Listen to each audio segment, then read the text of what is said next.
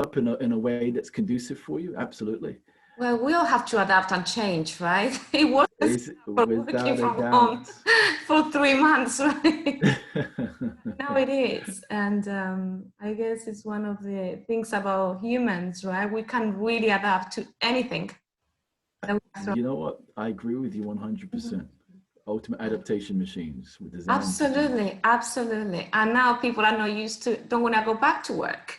You see, it's just incredible how quickly we adapt and we don't want change.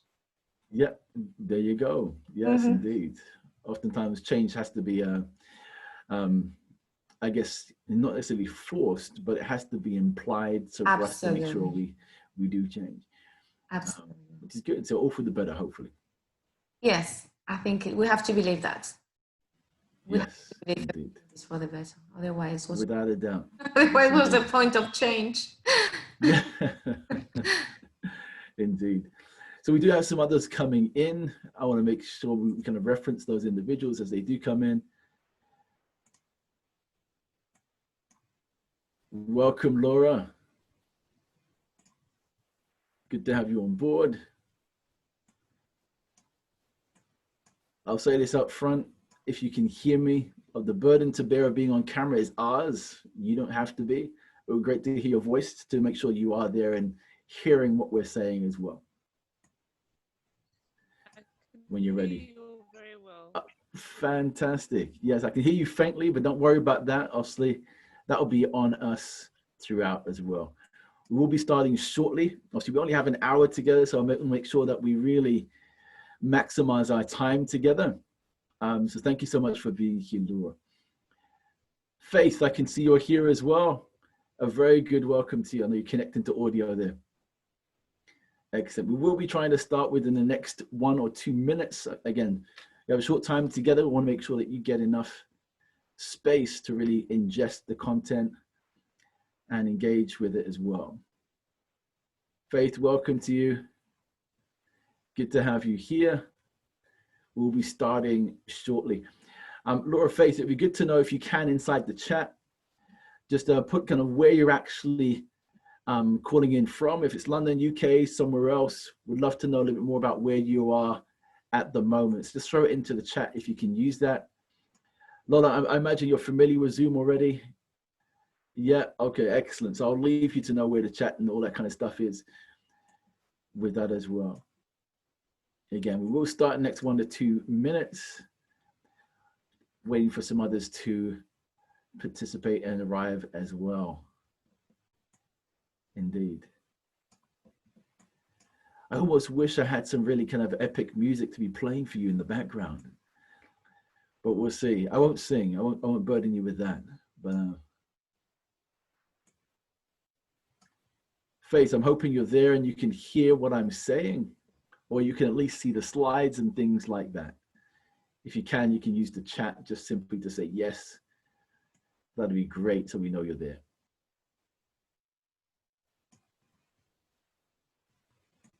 Also, Laura, I imagine you are there as well and have access to that as well. Welcome, Faith. Faith is joining us from Nairobi in Kenya. Ah, fantastic. Excellent. Good to have a range of people participating. Again, I love the early birds as well. Here on time, we like that. Just monitoring the screen here. Hi, Jermaine. Hi, indeed. How are you doing? Hi, I'm good. I tried the chat function, but it doesn't seem to be delivering my messages. Oh, we got it. Oh, okay. So our team will definitely look into that, but thank you for taking the proactive thing and kind of let us hear your voice, as it were. Yeah. Yeah. So we hope you're well, and thank you so much for being here. Thank you for having me. Yes, no, it's great to have you here. Laura Bolliker, excellent. Let's make sure people in. Again, people are arriving now. Again, we will not delay too long here. We are still recording this, so people will have access to this afterwards as well. So Just one more minute or so, and then we'll get started. It'd be good, team, if we can just keep an eye out for the admission there. And we'll get started in a second. Just one final check here. Can everybody see the slides on screen? So if you can use the chat, use the chat. If you can't, just with your voice, unmute yourself and just say yes. I want to make sure that that's available to you before we begin. Yes, Lola, you're good? You see the slides? Fantastic. I can see the chat coming in. Laura from Luton, thank you so much. Laura, can you see the slides? Just want to make sure that all that is just taken care of right from the bat. Hoping so. Simple yes will suffice, and we'll move on from there. Awesome. I'm going to assume from the silence that you're good to go, which is awesome. Yes, okay, fantastic. Good stuff. Well, listen, I want to make sure that the early birds get the benefit of the full raft of the content that we're going through. So just before we begin, also, we've gone through the technical things. I just want to talk to you about the objective for today. And so objective for today here is this. We want to get you uncomfortable, but also inspired about the infinite possibilities available through leveraging your leadership advantage. Now, I know we all come through different spheres of leadership, whether that's the aspiration to leadership, whether that's leading our companies, leading teams within the company. All of those specific positions will still be relevant to thinking about the idea of leveraging your leadership advantage. So as we move forward, there'll be some examples that are explicit to a very specific kind of role, but overall, the things that we'll be discussing will be things that any leader in any specific walk of life, in any kind of position, can relate to directly and benefit from as also. So before we begin, let me just kind of let you know that obviously we will be recording this and we'll send you the slides and the recording afterwards as well. So you'll get access to that. So do have notes available. There'll be some things I'll be saying and sharing that won't necessarily be on the slides directly, but will be references to what the slides are saying. So make sure you have pen and paper available. The other part to this is that to submit your questions at any time. We'll do a Q&A towards the end, and any questions that were posed, we'll make sure they get answered as well. In addition to that, please complete the exit survey that we'll have, and that'll be something at the end. We'd love to get your feedback to the value that this has and any feedback that will help us improve this for any future trainings as well. Good. Let's start with a poll. I'd like to get a view for where you guys are and what you may be experiencing in your own leadership. So first question for us. Let me get this up for you. Excellent. So hopefully you can see the poll. Thinking about leadership in your own context, whether that's you're leading a team or aspiring to be a leader, do you believe that leadership in your organization today enables you to achieve the results and impact you want consistently? If you see the poll, could you please respond to that in kind, and we'll get a view for what this is. This is all anonymous. No one will know what answer you've given, but this is helpful for us to get some context. I want to get a couple more people to respond to that, and then we'll go from there. All right. Excellent stuff. Let's end the poll here, and I'll share these results. So here we have, yes, it does all the time. We have some people who are saying, yep, absolutely, we're seeing that happen. Others it's sometimes, others it's very rarely. So regardless of where we are in this position, there is always this expansive view that we have of leadership, that we can actually do more and we can do better in specific areas. And oftentimes our perspective of leadership is one perspective, and we also need to get a clear perspective of what other people are experiencing from that leadership also. So we'll talk more about that as we go along, but thank you for doing that poll. So briefly, so who is Biilm directly? So who are we? So as part of this, so Biilm is a leadership results company. So we equip executives, leaders in the UK, in Europe and Africa to master change, grow people, and stand out. And so as part of that, we want to make sure that we abide by two really specific things. And so that specific thing is the why that we do this. And why we do this is really important. So we believe that, first of all, there are good leaders. And those good leaders are everywhere. They're actually not in low demand at all. Actually, they're in so many different places and walks of life in society. And there's this idea that we can move good leaders to actually support and deliver great impact in the world, wherever that might be. So good leaders for us, they're not hard to find. They're simply underserved in the areas that they are. And so we've designed and we've built this to really serve good leaders so they can have that kind of great impact. So we believe that when good leaders are empowered to become great, it brings transformation that can impact their business, their communities, their cities and countries. And we truly believe that there is this ripple effect that takes place when leaders show up in their power of who they are and what they can leverage with that as well.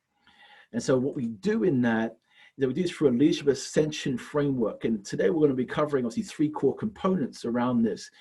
But it's based on the proven evaluation of the most effective leadership principles that have changed companies, countries, and communities. And we've done this with many organizations to varying different results, over 1,500 leaders over the past few years. And so we've been very proud of the results that have come from that. So we have some of the executive team on board today, including myself. My name is Jermaine Edwards. I'm the chairman of the British International Institute of Leadership and Management. We have some of the executive team on board with Stanley and Monica, also with Pamela. So what I'm going to ask to do right now is just for Stanley and Monica just to introduce themselves, give 1 minute each, and then I'll move on. We'll jump right into the content for today. So Stanley, let's give people just a brief understanding for you and what you are doing within Biilm as well.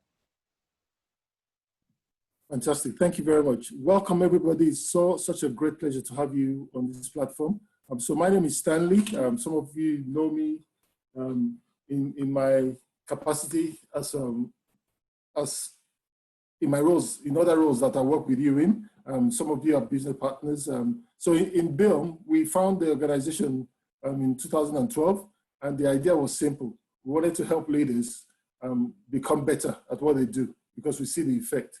So today's journey, I hope, will show you how you can leverage on all the advantages that you have as a leader in whatever position you're in, and how we can continue to support you in your role. So we're a service-led organization. We want to serve you to make sure you're better at whatever you do. So that's why we're here today. If you have any questions, you can reach out to me, either through the chat or via my email. I'll pass over now to Monica. Excellent. Thank you, Stanley. And Monica, just before we jump in, just a little bit about your role here so people get a context of the team as well. 1 minute for you.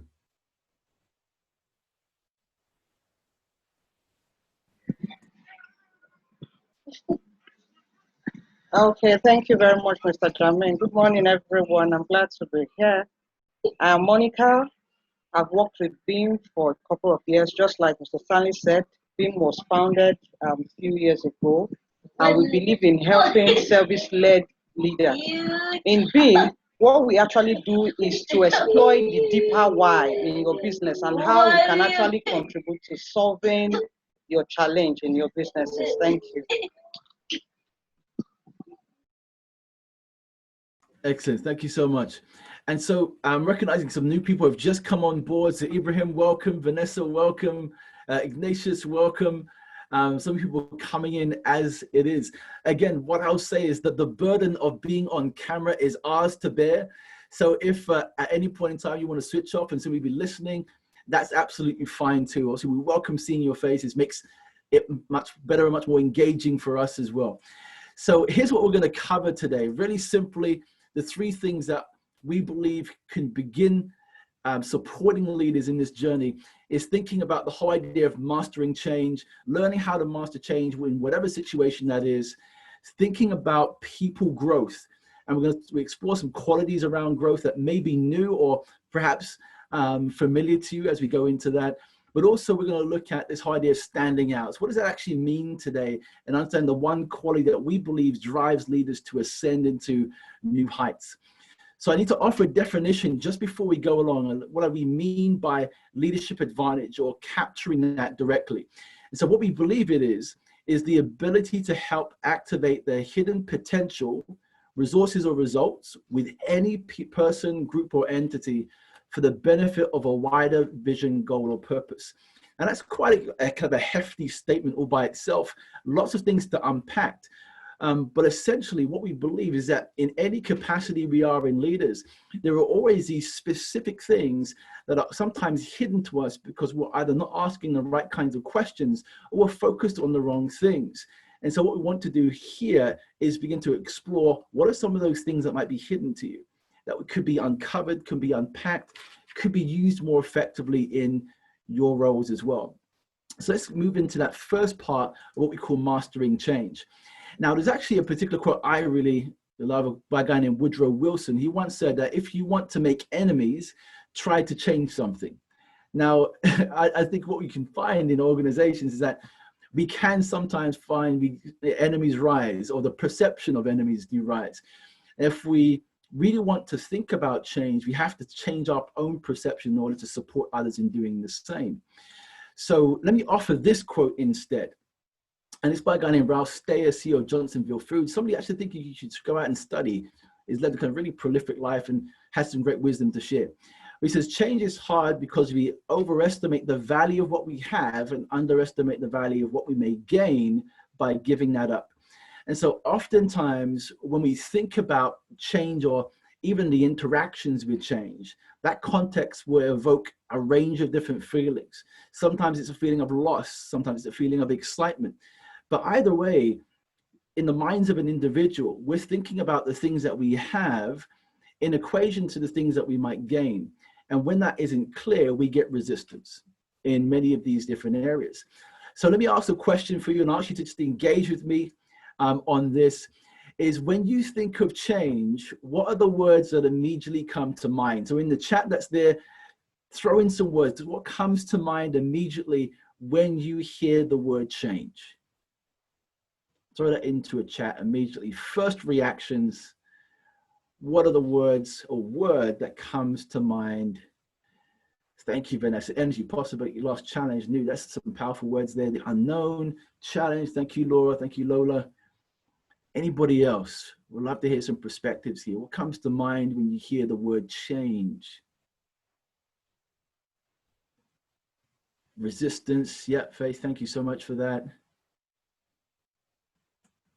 Movement in terms of position or positioning. Thank you, Ignatius. See, here we have, this is so interesting to me. So naturally, what we're seeing here is for every single individual, we actually have a different perception of change. This is what I want to just kind of make aware is that every time we hear the word change, we often think it's in the context of how we see something, but actually it's not. Everybody else has a very different perception and feeling of what change might bring. So let's explore just a couple of ideas here, something kind of different. I want to take you down a bit of a journey here in thinking about change. So I'm not sure if you know this guy named Simon Sinek, right? Who knows this guy? Just put a yes in the chat if you know who this person is, or just a hand wave. Thank you so much. So he came onto obviously the scene some years ago and talked about this whole idea of the golden circle. And he has this quote that says, if your actions inspire others to dream more, learn more, do more, and become more, you are a leader. And that sounds so grandiose, right? If you just become these things, then all of a sudden, all these things will come to you. But actually, it's something much more nuanced within this whole idea of the golden circle. I'll explore just in a moment here. So this golden circle here is typically used in the context of how you might share something directly in your organization. And so while there are actually many differing views about this model, outside the myriad of change frameworks that you might be familiar with, like ADKAR or Kotter or Kobler, etc., this model, I think, has some real helpful application to change. And at Biilm, we're all about simplicity, particularly for every person we connect with around change. We're actually asking a very fundamental question here. And it's, what are we giving up and why should this be important to me? And if we're asking that question to individuals, we need to also explore this whole idea of the why. So the idea here is this, is why is this change important to your purpose, your people, and your practice? And this is just for you directly. So it's thinking about the purpose, as in your mission. So where are you going? What is this actually engaged to do? Your people, why is this important to them? Why should they care about this? Why might this be something that might be enacted for them directly? And the practices, how might it change the way in which you do something that might be counterintuitive or different to what you may be doing right now? And so in the context of why, we're exploring these specific things. It's around the purpose, around the people and the practices. And change moves these things in a particular direction. But we have to hold on to the why. Now, within the why, let's go a bit deeper here. There are some components that we need to consider that perhaps isn't necessarily explored by Simon explicitly. And it's these things, is that once the change happens, there is a trigger. And we get feelings, we get beliefs that come up, we have baggage that people bring in, and we have relationships that support or actually sometimes become contentious within in the framework of change. And so within this, there are a couple of things that take place. So the first is, as leaders, we're moving from relationship and we're understanding what people are carrying. We're understanding what those beliefs are that people carry with, and those are expressed in feelings and behaviors. We see that happening. So in our relationship with people, we're exploring these things around the change and the why. But what often happens is that we're going down. We actually communicate the change and we see the feelings, then we're exploring the beliefs, and then we're looking at the baggage that supports those beliefs, and then we're trying to build relationships. And so what we're recommending here, what we're saying is that within the context of the why, it actually begins with the relationships that you have with people. And so in understanding those relationships, we can get much more clear on the things that carry the baggage that takes place with the change, the beliefs that are blocking their ability to change potentially, and then the feelings that might come with that. So what this means is that we can't talk about the activity, we have to talk about something else. So if we've started with the relationship, going through the baggage, the beliefs and feelings, we can't talk about activities, we have to talk about something else. So our context of this is that we invite people into a result, and we should not invite people into a set of activities. And the challenges, particularly with change, is that we can go very quickly to the how we're going to change and the what. What do we need to do right now? What needs to take place? And actually, that can be perhaps the most derailing thing we can do as leaders if we are not clear on the things that support or block the purpose and context of what we're doing. So if we're starting with the relationships and we're designing those relationships intentionally and in advance, we can then more persuasively look at how we navigate through the baggage that's being carried, the beliefs that are associated with that, and the feelings that we see immediately. Does that make sense, guys? Just throw it into the chat if that makes sense about what I'm actually saying. The whole idea of the sequence that we go through, and the idea of not inviting people into an activity, but the result that's based on them personally. Does that make sense to you? Just put it into the chat if that's the case. Yeah, awesome. Want to make sure that's clear. And please, obviously, as we're going through this, throw questions in, something you perhaps need clarification on, whatever that might be. I'd love to get your perspective there and maybe kind of wrestle that with you as well. So fantastic. So if that's the case, if we're inviting people into a result and not a set of activities, what does that then mean for how we might explore change? So a question for you is, now this is your turn. What one action can you take to better communicate the why as you master change in your organization? So that could be the context of, hey, how do we build better relationships in advance that allows us to more persuasively introduce change? That might be a particular action. An action might be when you see and express feelings expressed, behaviors expressed by people in your organization. Don't immediately try to address the feelings. Look at what the beliefs are, what the baggage is, and then start to build the relationship. begin to see what's hiding underneath, what's really driving this underneath. And the clearer you can be on that, the better you'll be at persuasively being able to communicate change that's about the result and not a set of activities that people need to go and do. So hopefully that makes sense, guys. Hopefully you can get some value from that question and just thinking about that directly. Excellent. Emmanuel, welcome. Just seeing you come in as well. Thank you so much for being here. So wonderful. So that's around change. And again, we're just exploring into a couple of concepts. We only have a short time together today, but I'm hoping you're going to take something from just that simple action around change.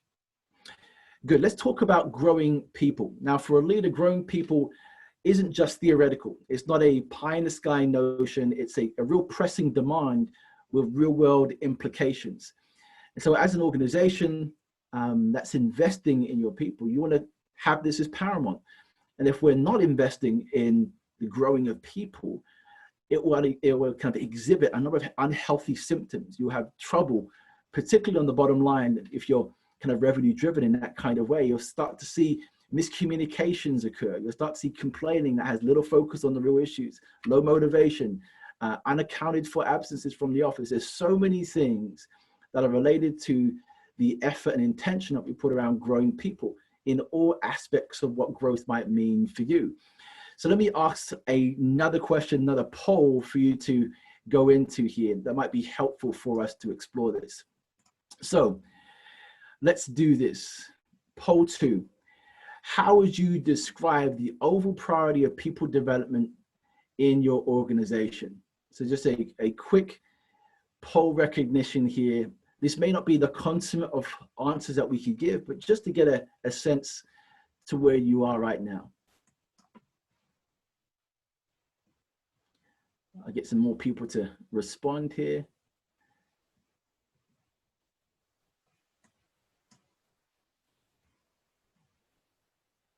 Just a couple of people to respond and we're good to go. Excellent. Okay, let's see some of these results here. So as we can see that there's still a significant number of you that talking about this all the time, which is fantastic. We love to see that effort and intention being applied. For some, it comes up once in a while, and for others, it really comes up in conversation. And this is pretty much the disparity that we see. Sometimes it's a bit lopsided in the other ways where it really comes up in conversation. But the purpose here is simply just to state and get us aware about the conversations that we might be having in our organizations. So how do we use this? How do we think about the context of this in our own organization? Well, Michelle Obama once said this, said that people who are truly strong lift others up, and people who are truly powerful bring others together. I think there's something we can learn in this particular context here of this quote with Michelle. And this might seem obvious and perhaps light, and sometimes we can look at this thing and say, well, that's difficult to measure, Jermaine. How do we even do that? How do we even think about that in the context of something that is measurable for us, something that we can really do pragmatically? But it actually isn't the case that it isn't measurable or isn't able for each leader in your organization to do that. We've been able to show hundreds of leaders how to view the impact of serving in this kind of way. So let me illustrate it in a different kind of way for you. So we have your people. This is the consummate image of your people. And I'd like to offer you two thoughts that we believe brings almost all leadership qualities together in some way. And that is the idea of leading from the front, which is around challenging possibilities, drawing people into something new, something bigger, something greater. And also leading from the side. And this is about modeling service. It's about how we show up and serve the people that are within our care. And that might be for a range of different things around growth for that individual. This is all about learning how to invite people into a result. So thinking about that. And the modeling the service is about, how do we achieve things together? How do we serve in a way that gets people motivated and connected to what we're doing? All right, so let's explore this idea a little bit more. And I want to do this through a story directly. So I'm not sure if you've ever seen this story, but this powerful story I love in the Bible. And Matthew 14, and this is a particular story where you have Jesus' disciples. They're out in a boat and they're heading out to a particular destination. And Jesus said, hey, I'll meet you on the other side. And the disciples are in this heavy weather, and you can see obviously the waves are rising and so forth. And they see this human figure in the distance, and they're instantly a bit frightened, scared, change is taking place. Then they hear the voice of their leader, essentially is Jesus. And they see him and they go, whoa, he's out on the water. That's crazy. So he's challenging their perception right now of what's possible. And he's inviting them into the water. He's inviting them into something else, something that requires them to think differently about where they are. And so they're all pretty much really hesitant, apart from one person who's Peter. And Peter begins to walk out towards where Jesus is. And he's doing it, he's moving, and he's getting closer to Jesus. And then he begins to look at the waves. He suddenly begins to see his inadequacies, the things that he's doing wrong, the places who he isn't. And he begins to look at the waves, and suddenly he begins to sink. And he shouts out, hey, help me. And then Jesus moves closer to him. He draws him up. And then I'm going to come to the question he asks him in a second. But what's happening here is that in his mind, Peter is saying humans aren't supposed to do this. And oftentimes when we're asking or inviting somebody into a different kind of level of activity, a different kind of place that's new to them, particularly in regards to people growth or character development, we're going to talk more about character in a second, people have these ideas, these stories playing in their head of what we can't do or what's possible to do. And so Peter is wailing, he's calling for help for Jesus. And Jesus grabs his arm, obviously pulls him up and walks beside him to the boat. And notice that Jesus, at this point in time, if you go and read the story, he doesn't blame Peter for not stepping out well. He doesn't blame him, criticize him for his inability to walk 5 meters from the boat on the water. He simply asks him a question. He asks a question, he says, why did you doubt? Now in this question sits a real important truth here that we may miss as leaders. And our job is not to find out the answers necessarily, to find the answers or to give the answers, but it's to discover the right kinds of questions. And so if we go back to this people side here, and we think about people growth, and we think about how we might support our people in growth, the question may not be, how do I lead? Or how should I lead to support them? And it may not even be, what kind of leader am I? What kind of leader should I be? Or how do we get this program working? The question might be, what actually prevents people from following and growing? What actually prevents people from following and growing? So the question we get from Jesus in that example of why did you doubt is not a question of him criticizing, but getting people to explore the reasons or the things that might hold them back from growing. And so for us as leaders, oftentimes we may come with these programs. How do we do this? How do we do that?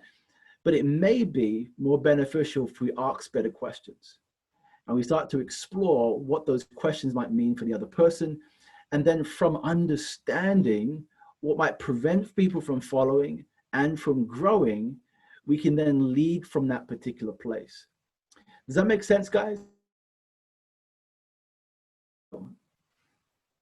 Just throw it into the chat. If I'm not making sense, if this is gobbledygook and I'm going the wrong tangent, you let me know. I'm happy to clarify some things that's there. Throw it into the chat if that's you're clear. They say, yes, Jermaine, I'm following you. That's absolutely fine. Throw it into the chat for me. That'd be fantastic. And thank you for those who are just joining.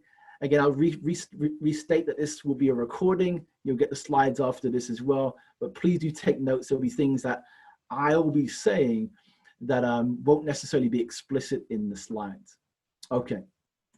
So again, a question for you. This is your turn here. What one action could you take to grow people through leadership in your organization starting today? What one action could you take to grow people through leadership in your organization starting today? Our recommendation will be to start thinking about better questions. What kind of questions could we be asking individuals? But there may be some other things that might be more important to you right now for your organization. But this is an important question for you to think about today. All right, excellent stuff. So let's talk about the next piece here. Again, I want to get to the Q&A piece. And so I'm walking through just some high-level ideas in each of these areas for you to explore. So let's talk about standing out. Let's talk about standing out. So it's important to clarify what we mean by standing out. And what we don't mean is being in the limelight, although that can happen and sometimes it's necessary to happen. And it's not always seen to be necessarily the right thing to do. And it's not always about necessarily being up front also. That could be other people. What we mean by standing out is congruence, and we'll explore exactly what we mean by congruence in just a second. But another question to you directly. I'd like to know about some leaders that inspire you today. So when we think about people who stand out, people who stand out in your minds, I'd like to know maybe 2 or 3 leaders that currently inspire you in your leadership role today. So if there are any immediate names that come to mind, please throw them into the chat. We'd love to hear who's inspiring you right now, so other people might be able to explore those people as well. So who are you inspired by? Throw that into the chat. I'll give you a minute just to do that. Throw in some names directly.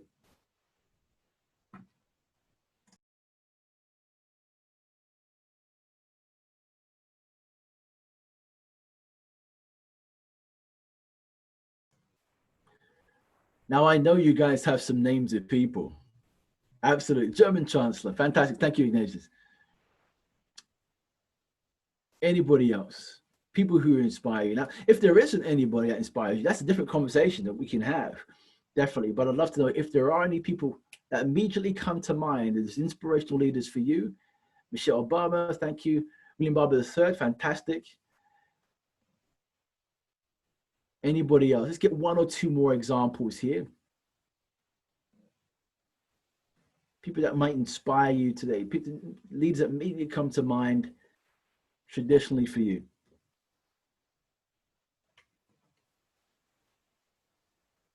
Good. While you're thinking, I'm going to move on from here. We've got some great examples so far. Michelle Obama, the German Chancellor, William Barber III, some people that you may want to go and consider yourself.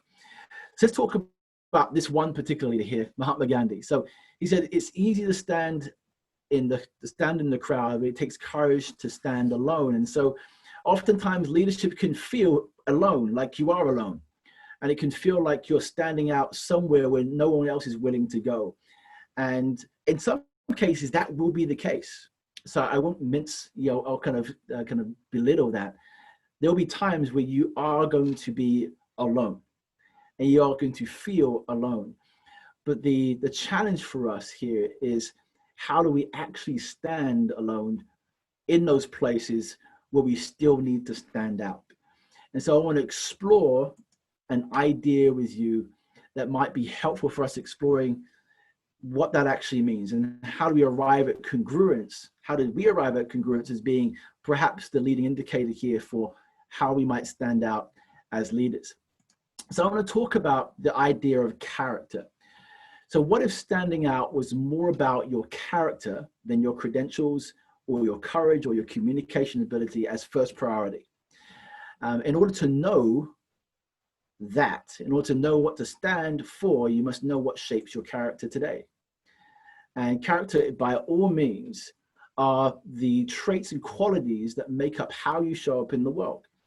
It's what drives your commitments to certain things, what shapes a number of the things that we see about your beliefs, how you stand out and how you interact and communicate with individuals, how you manage things, shows us something about your character.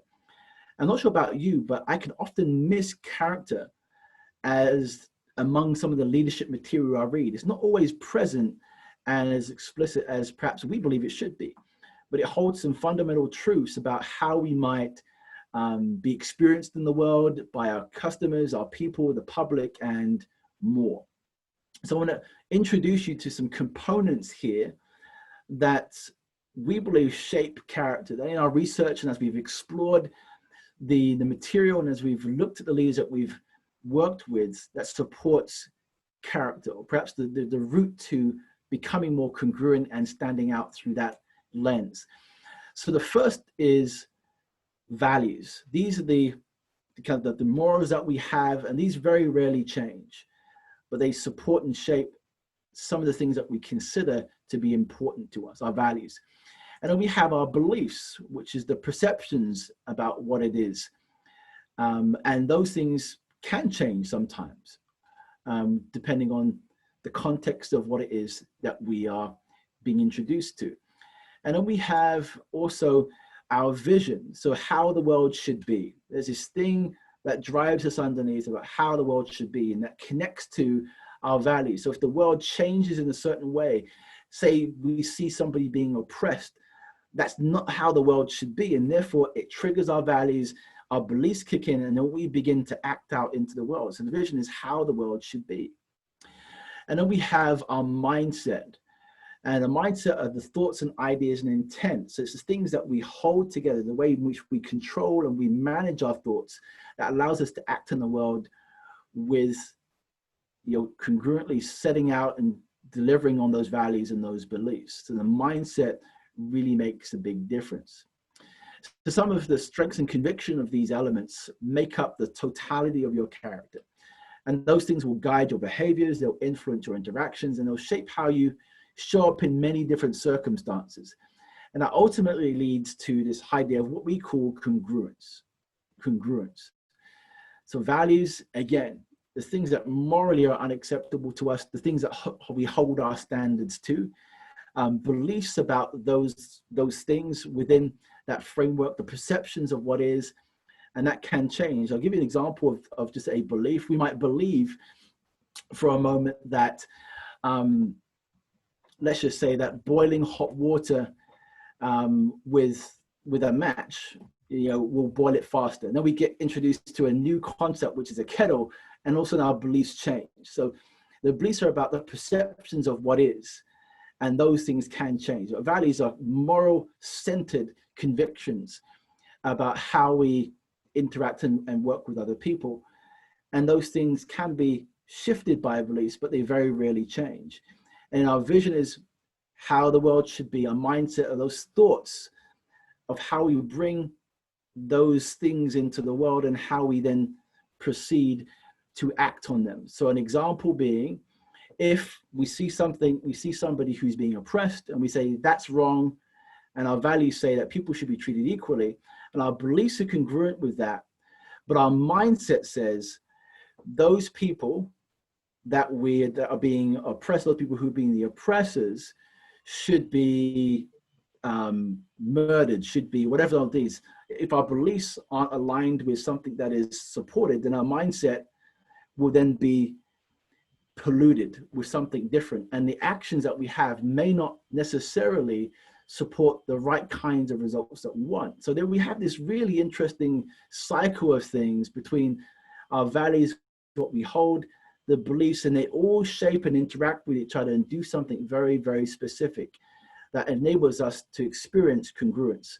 So if somebody's experiencing you right now, what they're experiencing is a totality of these things coming together: your vision, your values, your beliefs, and your mindset. So the question for us then is, how do we then think about this in the context of our own leadership? So here's something for you to have a look at, just while I take a moment here. It's knowing the 4 areas we see in our character, which area, if worked on more closely, could give you a deeper perspective to what might enable you or hinder your leadership.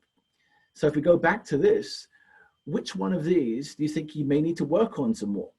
Do you actually know what you value? Do you know what your beliefs are and how they shape what you do right now? Do you know what your vision actually is, what you want to be true in the world? Do you know what your mindset is, and how do you actually control your thoughts? How do you deal with the beliefs that you hold? Do you get frustrated by those beliefs and unable to act on them directly? How do you deal with those specific things today? I want to take a moment, we'll just take 2 minutes and just think about that for a moment before we move into the next part here. I'll give you a moment just to think on those things.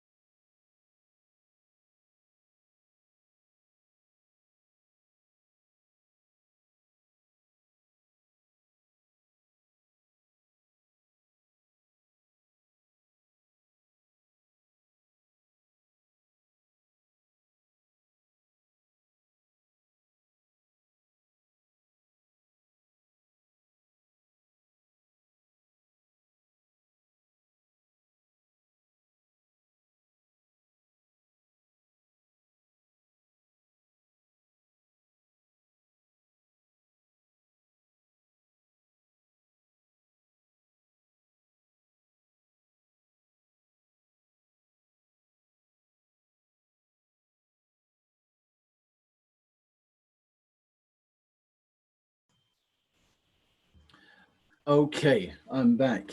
Needed to grab some water.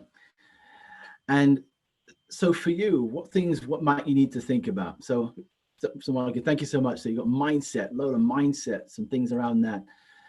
And again, these are concepts that are actually quite difficult to wrestle with at times. And what often happens in this whole idea of this leadership continuum of these values and beliefs, the perceptions about what is true in the world, the mindset, the thoughts and ideas, the intent that, of our ability to act on our values and beliefs. These things are concepts that we often don't necessarily consider and we don't wrestle with enough as leaders. But what we believe is at the center of character in thinking about these different areas, the more congruent you are, the more you stand out.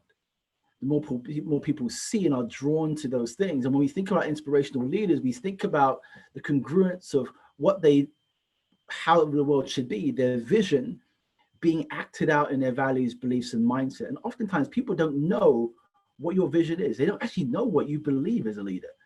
And so how can they then begin to see you as somebody that actually, you know what, I'm really clear about this person's intent. I know who this person is.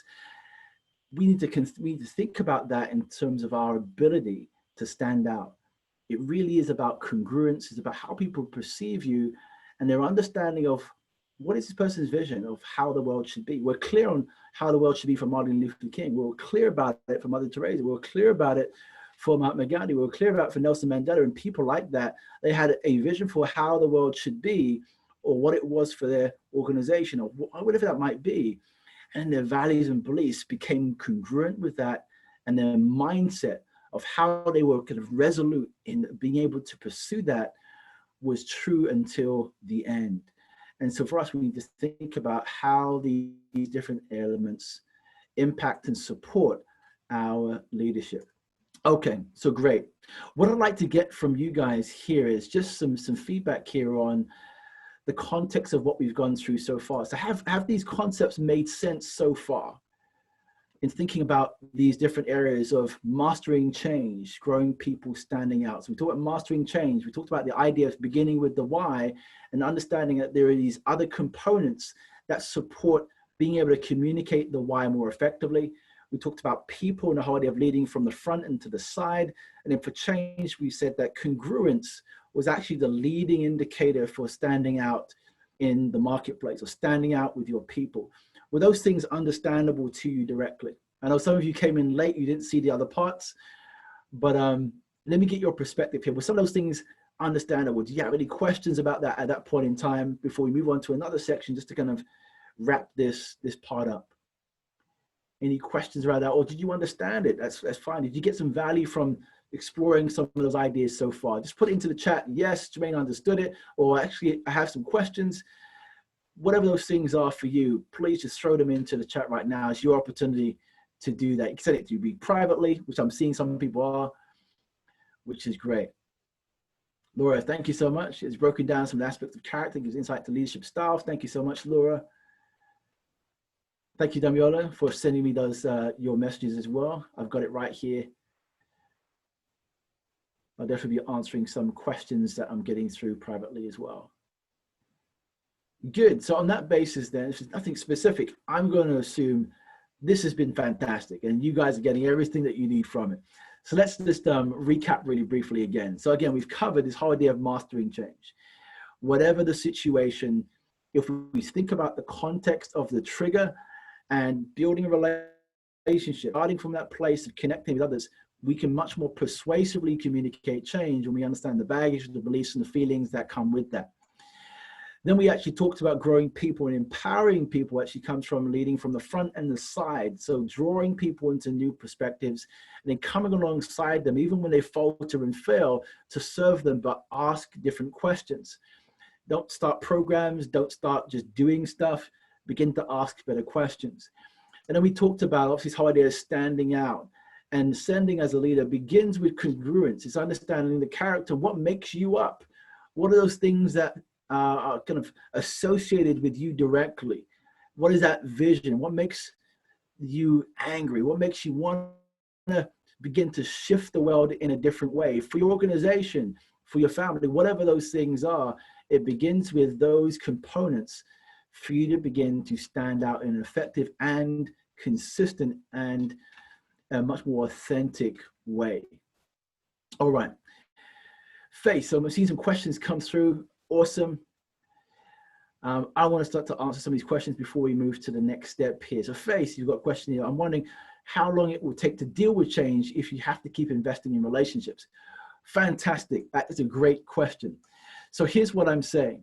So what I'm not saying is every time a change comes, you have to start building relationships. What I'm saying as a matter of your position as a leader, we should always be seeking to build relationships across our organizations and whatever that might be.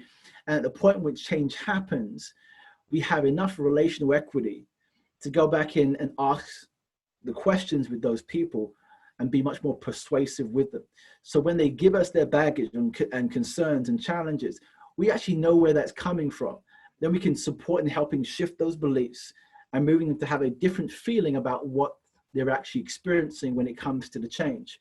Or in other ways, if we see the feeling that if you in a place right now where you've not necessarily been able to build those relationships, and immediately you see feelings come up and you see the behaviors come up, what we want to do is be curious as a leader and begin to understand what are those beliefs behind that, what's the baggage, and then with key individuals that you believe are important, and there's a framework around that we could probably explore, is then start to build relationships with key strategic partners within your organization that can go out and do the message. Just like Jesus did in that area where he chose 12 and he said, look, here are the 12, go out and do that. You may need to have your own 12 that become, or let's say 12 people, but a number of people that you go to and you invest in that can go in and share that vision with you. Hopefully that makes sense for you, Faith, but thank you so much for the question. Vanessa, so thank you for the question. Is it often the case that one of the 4 characteristics is underdeveloped and needs more work? So the answer is yes. It's not actually a one-time and done thing. We're often exploring this. And actually, as a matter of course, as an organization, personally, this is something I look at and I actually give my team to actually explore as well. So I say, listen, guys, here are some things that we believe. Here's some things that we value as an organization. Here's some things that we're pursuing in the world. How congruent were we with this month? How congruent were we? Were we pleased with the ways in which our beliefs showed up? Were we pleased with the way in which we were communicating these ideas? There was our mindset in the right place? And so we can actually explore these things very pragmatically. Yeah, but you have to be courageous enough to ask the questions and to put that out there. But if you have it as a standard that's in your organization, say this is what we believe, this is what we value, here's what we're trying to change in the world, we can go and ask the questions, hey, how are we doing on this? How congruent are we? And we can ask some hard questions. These are hard questions to see where we might be able to shift. I'm hoping that's helpful, Vanessa, in that area. So are there any other questions there that we have coming in? I know you guys have been really good, and we're at the close of our session today as well. So what's your next step? So what's your next step for this? So the next step for you is deciding on the kind of leader that you now want to begin to pursue. And so for some of you, that might mean just simply going back to your organization and thinking through these ideas in a much more proactive way, thinking about how you might begin to engage with these ideas. Or it might mean thinking about how you can possibly move to developing yourself and thinking about, well, what does it mean to fully capture my leadership advantage? What does it mean for us in our language at Biilm here to ascend, to move to new heights of leadership impact and results? So there is an opportunity for you to do that. We call it the Leadership Ascension Mastermind. It's an opportunity for us to bring together people in a very proactive way. And so we are looking for leaders right now who are people who are driven on purpose, who understand the power of collective sharing, who want to be challenged, who want to genuinely get results, who are looking for people like that to join us in that particular pursuit of development. And with that, we want to make sure that you know how it works directly. It's a monthly 2-hour leadership results sessions with expert leadership facilitators, and we got a whole bunch of things that come with that to support and growing your leadership impact. So if you are interested, you can simply go to the Biilm website and simply apply from there. We'll have a conversation, and that'll be an opportunity for us to explore with you what might be most beneficial on your journey as well. So for us at Biilm here, we want to thank you so much for being part of this specific training. Again, it was a really short one for us, but we recognize that obviously your time is really precious, and we hope you've really gotten value from this. But if there are any other questions, we'd love to hear from you, any particular questions directly around that. And if there aren't any, obviously you can always email us directly and always get in touch that way. So the last thought that we have, if there are no more questions, is about your leadership advantage. And it's wherever you are, no matter the obstacle or result you want to achieve, your leadership advantage is just one decision away. It's always about the decision on how you master change, how you grow people, and how you stand out. So thank you so much, guys. Really appreciate it. Thank you so much. And we look forward to communicating with you over the next few weeks and so forth, and sharing the slides with you in the next 24 hours or so. But thank you so much, and wishing you well. We'll see you later.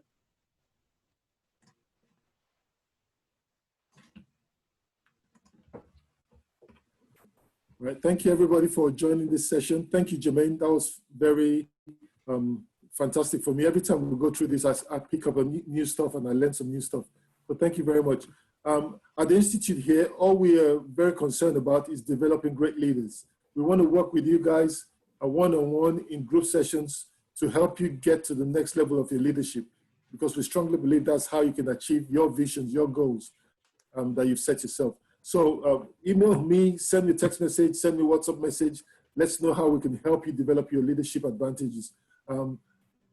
We're having another webinar next month around the mastermind. So we'll send you out the flyers and the information. As Jermaine have said, the mastermind is coming together with a group of people that will help you deal with your challenges wherever you're at, to take you to the next level of achievement for yourself.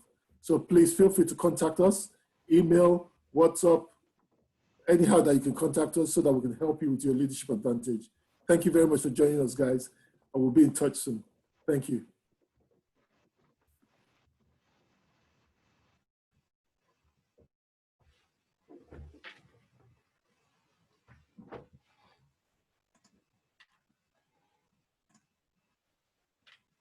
Thanks, guys.